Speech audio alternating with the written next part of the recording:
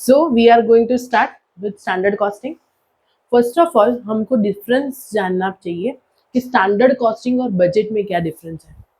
So standard costing always past records के हिसाब के हम लोग स्टैंडर्ड अज्यूम करते हैं और बजट इज ऑलवेज फोरकास्टिंग. उसके लिए अपने को कोई एस्टिमेट या पास्ट रिकॉर्ड का जरूरत नहीं होता है. Standard costing always previous records के हिसाब से बनाया जाता है so that we can compare standard versus actual cost. तो स्टैंडर्ड कॉस्टिंग हम लोग क्या करेंगे, स्टैंडर्ड को एक्चुअल के साथ कंपैरिजन करेंगे और वेरिएंस एनालिसिस करेंगे. उसको क्या बोलेंगे, variance analysis. That is nothing but comparison of standard cost versus actual cost. Suppose for example मेरे कंपनी में मटेरियल की स्टैंडर्ड कॉस्ट है 1 लाख रुपीज और एक्चुअल में मैंने कंपेयर किया तो मटेरियल कॉस्ट हो गया 1,20,000 रुपीज. सो 20,000 मेरा एक्सपेंस ज्यादा इंकर हुआ, राइट. इन दैट केस तो 20,000 मेरे को एडवर्स दिया जाएगा.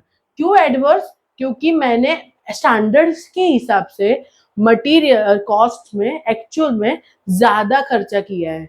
तो मेरा स्टैंडर्ड कितना था, मुझे कितना दे दिया था स्टैंडर्ड, 1 लाख रुपए का खर्चा करने का और मैंने कितना किया है 1,20,000. तो उसको हम लोग एडवर्स बोलेंगे. बट इसका रिवर्स सिचुएशन, अगर मेरा खर्चा 80,000 रुपीज आया हो तो ये हो जाएगा 20,000 फेवरेबल में. आप फेवरेबल प्लस में भी लिख सकते हो और एडवर्स माइनस में भी लिख सकते हो, बराबर. कौन से वेरिएंस एनालिसिस हम लोग ग्रुप 1 में पढ़ेंगे. आपका स्टैंडर्ड कॉस्टिंग दोनों ग्रुप में डिवाइड है, ग्रुप 1 एंड ग्रुप 2. ग्रुप 1 में इजी जस्ट आपका बेस है, that is material and labour variances. But group 2 में बहुत डिटेल में है. मटेरियल प्लस लेबर तो है ही, उसमें आएगा fix overhead, variable overhead, sales variances and reconciliation of variances. So अगर अपने बात करें दोनों ग्रुप के कॉम्प्लेक्सिटी की तो ग्रुप 1 में एकदम इजी है. ग्रुप 2 में आपको फिक्स्ड ओवरहेड थोड़ा कॉम्प्लेक्स हो सकता है. बट ग्रुप 1 के जो 13 सम है सिलेबस में आपके मॉड्यूल में, वो कॉपी टू कॉपी ग्रुप 2 में तो है, वो सम तो आपके कवर अप हो ही जाएंगे. सो जो लोग 2 ग्रुप दे रहे हैं तो this is one of the common topic which you can refer अगर आपको दोनों ग्रुप में अपीयर करना है तो. और एक ग्रुप में अपीयर कर रहे हैं तो आपको पहले मटेरियल लेबर का वेरिएंस का कंसेप्ट क्लियर करना होगा. सो आपको पता चल गया मटेरियल लेबर इज ग्रुप 1 में है, वेरिएंस क्या है, बजट और स्टैंडर्ड में डिफरेंस क्या है. Now we will go to material cost variance. मैं सब शॉर्ट फॉर्म में लिखूंगी. MCV is equal to material cost variance, बराबर. हम लोग फॉर्मूला मेथड अप्लाई कर रहे हैं, टेबल मेथड से हम लोग सम नहीं कर रहे हैं. सो हमको सिर्फ फॉर्मूला याद रखना है. फॉर्मूला से आपका 100% आंसर रिकंसाइल हो जाता है, कोई इश्यू आता नहीं है, बराबर. Material cost variance is equal to MCV. उसका फॉर्मूला होगा standard cost for actual output, that is SCAO. आप लोग डिटेल में उसका सबका मीनिंग लिख दो कि SCAO मतलब standard cost for actual output minus AC मतलब एक्चुअल कॉस्ट. उससे हमको मिलेगा material cost variance. Material cost variance 2 type में डिवाइड है. एक तो material price variance, that is MPV. So MPV is equal to material price variance and MUV is equal to material usage variance. Material price variance में what we will compare, we will compare standard price and actual price, क्योंकि ये क्या कौन सा है, price variance है। Price में हम लोग प्राइस ही कंपेयर करेंगे। कौन सी प्राइस, दो ही होगी, standard price minus actual price, where SP stand for standard price, AP stand for actual price, multiply by AQ, that is actual quantity, right? Usage मतलब अपने क्या कंपेयर करेंगे, क्वांटिटी कंपेयर करेंगे, right? कौन सी क्वांटिटी, किसका variance निकालना है, standard versus actual.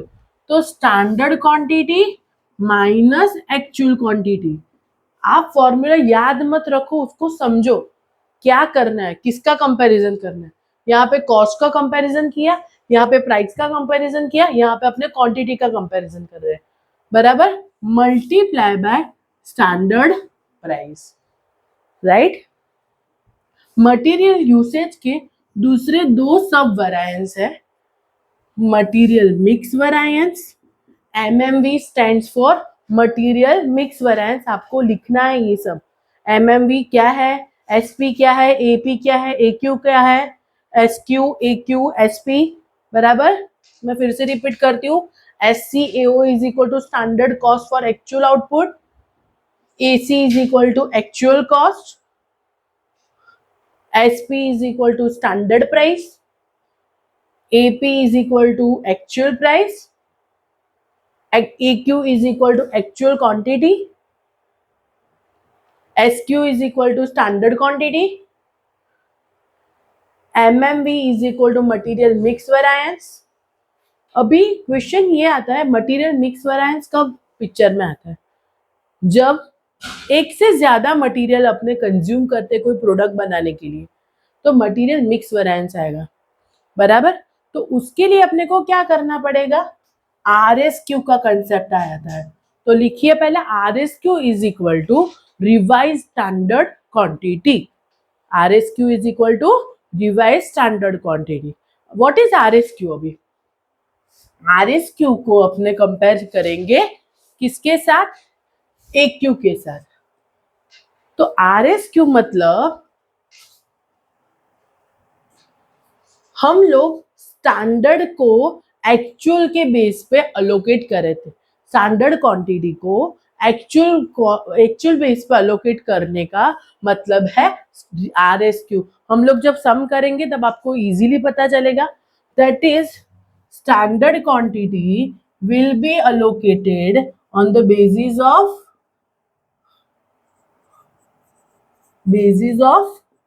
Actual.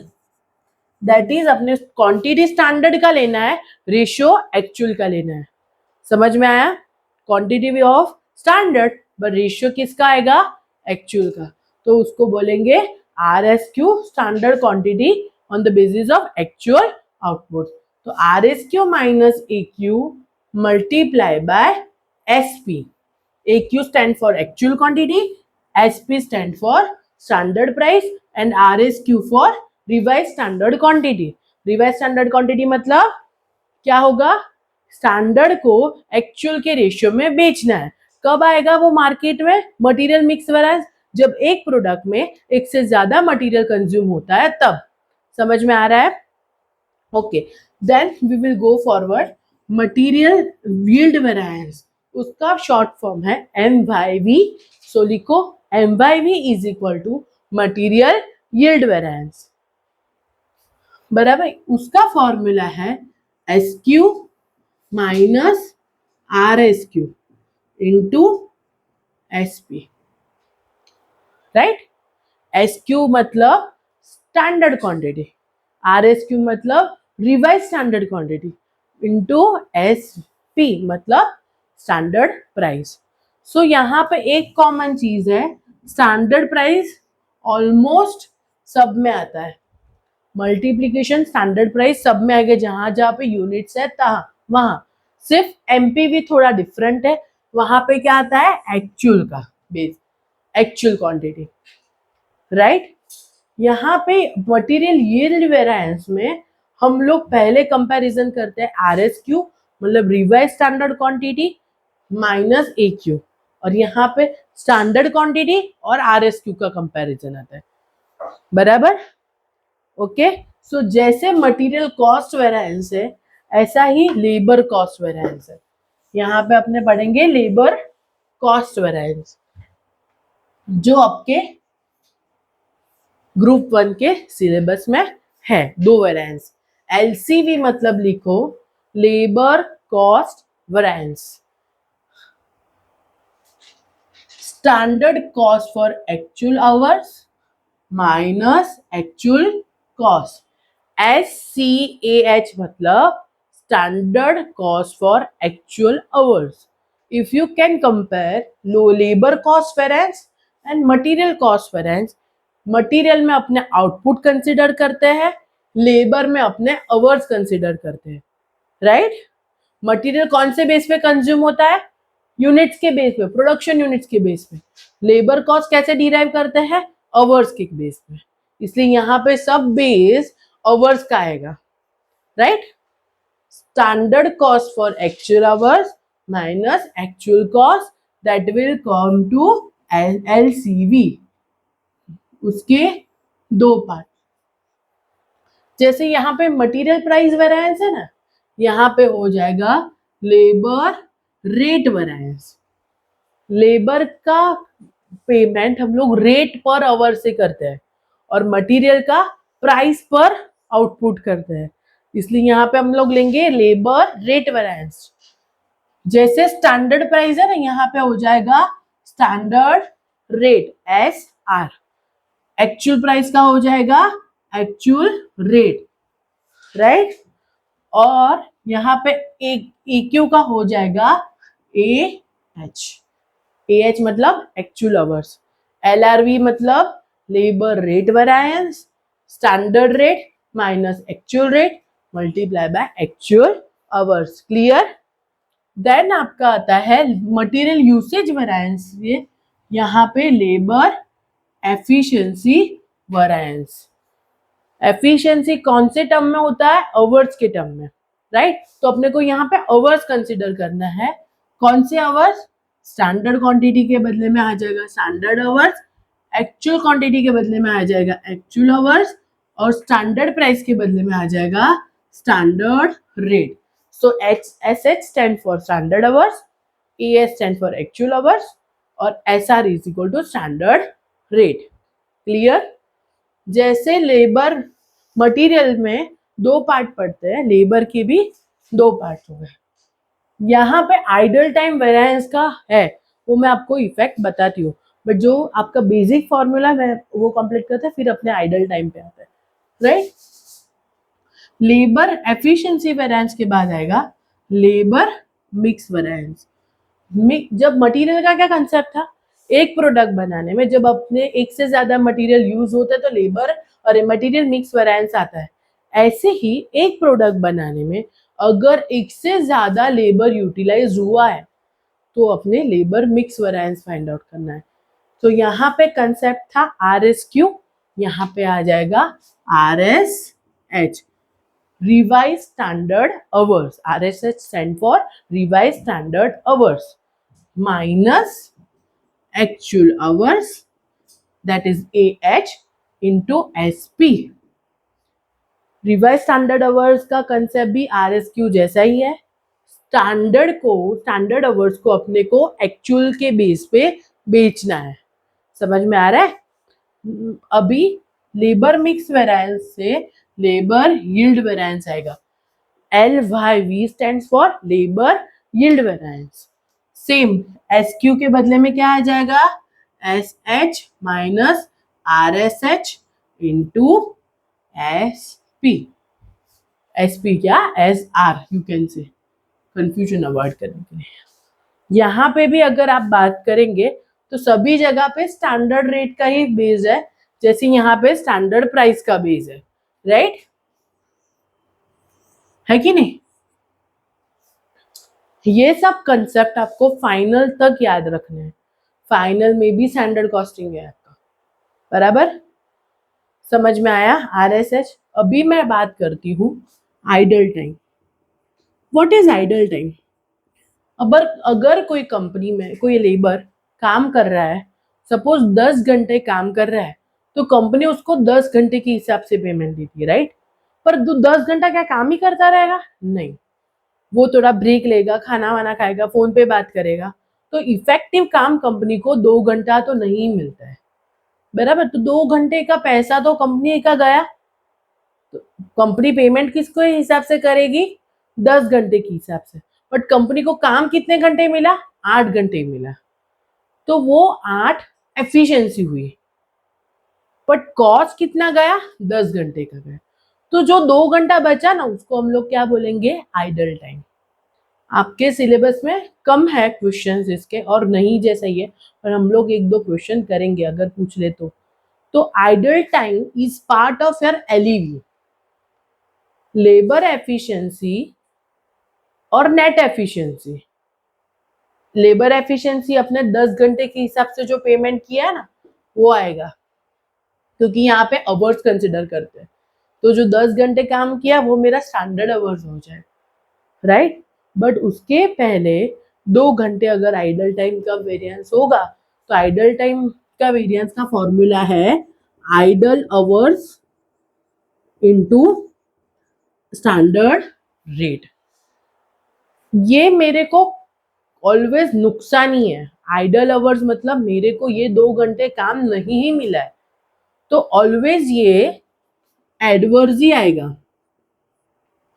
Idle time always adverse ही होता है। क्यों? उसका रीजन क्या है कि मैं काम मुझे मिलने ही नहीं वाला है, मेरा ऑलरेडी कंपनी में नुकसान तो है, क्योंकि मैं पेमेंट 10 घंटे का कर रही हूँ, मुझे सामने काम कितने घंटे का मिल रहा है? 8 घंटे का। सो आइडल अवर्स या idle time ratio always adverse ही होता है, बराबर।